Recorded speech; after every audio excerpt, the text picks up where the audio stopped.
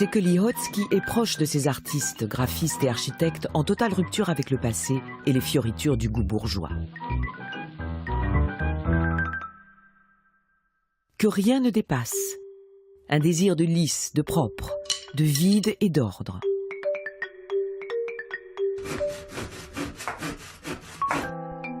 Leur purisme réforme les meubles, refaçonne l'environnement, rythme les façades et transforme la forme humaine en géométrie.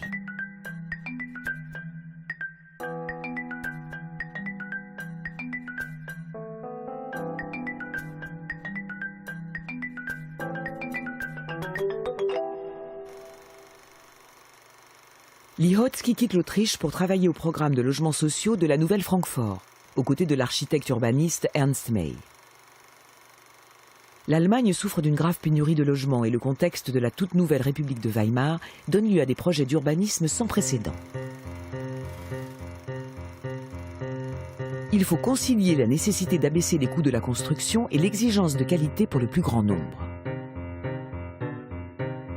Ernst May, le premier, fait préfabriquer à échelle industrielle les panneaux de béton avant de les acheminer sur le chantier pour l'assemblage. Un logement sain pour toutes les familles allemandes. La promesse de la Constitution de Weimar se réalise.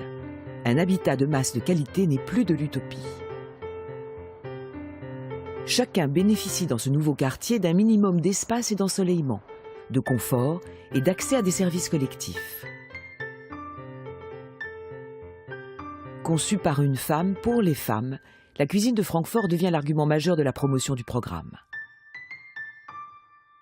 Et entre 1926 et 1930, 10 000 cuisines rationnelles de Margaret Schutte-Lihotzky seront installées. La moderniste Nouvelle Francfort devient le point de mire de l'Europe.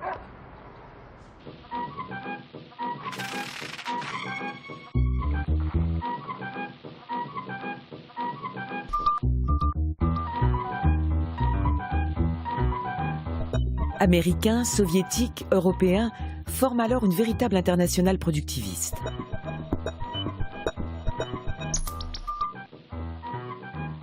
Ces années 20 sont l'ère du triomphe du machinisme industriel.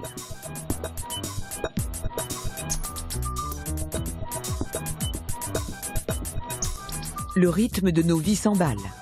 Tâches minutées, cadences soutenues, engrenages de précision horlogère, ordre, efficacité, productivité.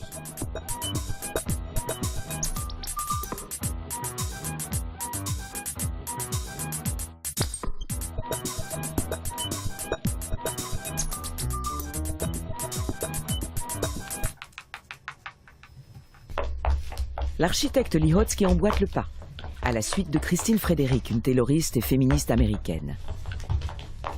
Pionnière dès 1912 de la rationalisation de la cuisine, elle démontra que des équipements distants obligent à sillonner l'espace en tous sens, entre préparation et débarras, vaisselle et rangement. En rapprochant les équipements en fonction de la succession des tâches, les parcours sont écourtés, la fatigue épargnée. Lihotzky réalisera à son tour des Fadentests, tests avec fil, pour relever scientifiquement le nombre de mètres parcourus par une cuisinière. Selon la configuration des lieux, les trajets entre fourneau et salle à manger atteignaient de 19 à 90 mètres, contre seulement 8 mètres avec la cuisine compacte de Francfort accolée au salon. Les trajets écourtés, reste à réduire le nombre de gestes.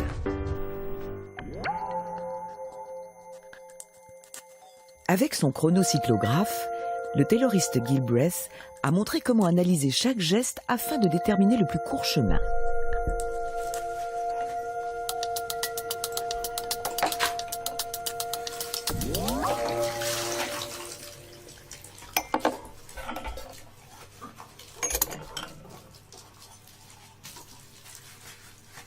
En cuisine comme à l'usine, il s'agit d'épargner la fatigue de l'ouvrier et d'augmenter son rendement.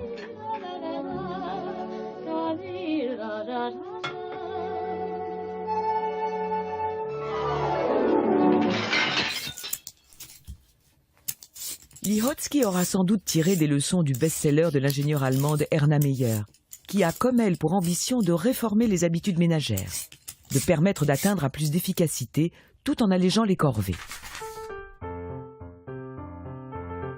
Tout d'abord, déterminer la hauteur du plan de travail ainsi que la hauteur des placards. Conseil aussitôt adopté par l'industrie.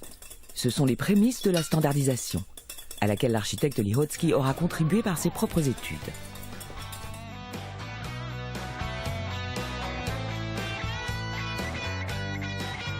La norme est toujours de 85 à 90 cm de haut chez les cuisinistes européens. Paradoxalement, cette hauteur standard du plan de travail est idéale non pour une femme de taille moyenne, mais pour un homme de taille moyenne. Wie sind Sie darauf gekommen? No, was glauben Sie? Erstens bin ich x-mal in meinem Leben in einem Speisewagen gefahren. Habe das natürlich im Moment, wo ich mit Rationalisierung der Hauswirtschaft mich beschäftigt habe, habe ich mir das natürlich angeschaut, wie das funktioniert.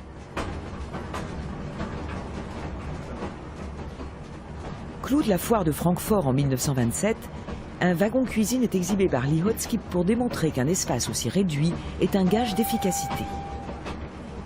Et les côtes du wagon cuisine sont sensiblement les mêmes que celles de sa cuisine rationnelle, avec à peine 90 cm de large pour circuler. Pendant un trajet de 15 heures, 2 marmitons pouvaient préparer de quoi sustenter 400 passagers. De la même façon, pour gagner du temps à la maison, il faudra réduire l'espace dévolu à la préparation des repas.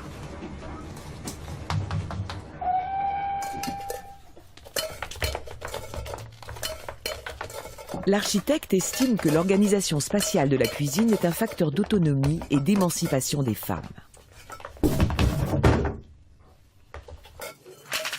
Mais dans les faits, le temps gagné dans sa cuisine rationnelle n'a guère été consacré au repos ou au loisir, comme Lihotzky l'aurait souhaité, mais aussitôt réinvesti dans toujours plus de travail.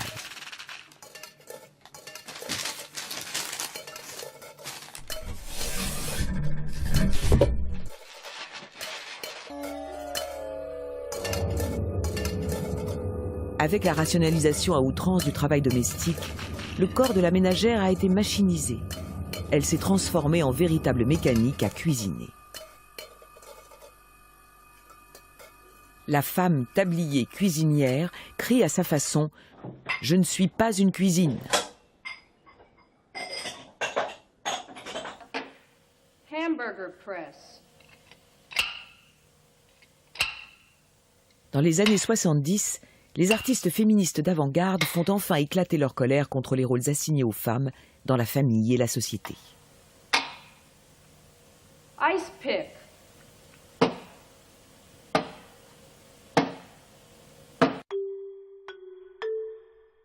Pourtant, les architectes Perriand et Le Corbusier avaient tout essayé pour sortir la ménagère de l'isolement dès le début des années 50. Leur cuisine intégrée, conçue à 337 exemplaires à Marseille, était sans porte et ouverte sur la pièce à vivre. Elle était supposée favoriser la participation de la maisonnée.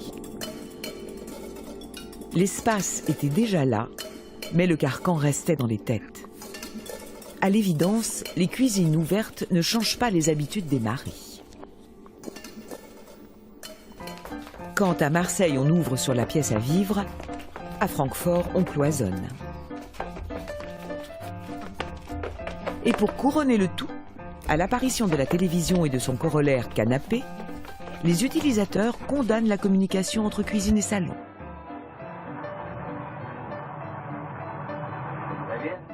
1957, l'Union soviétique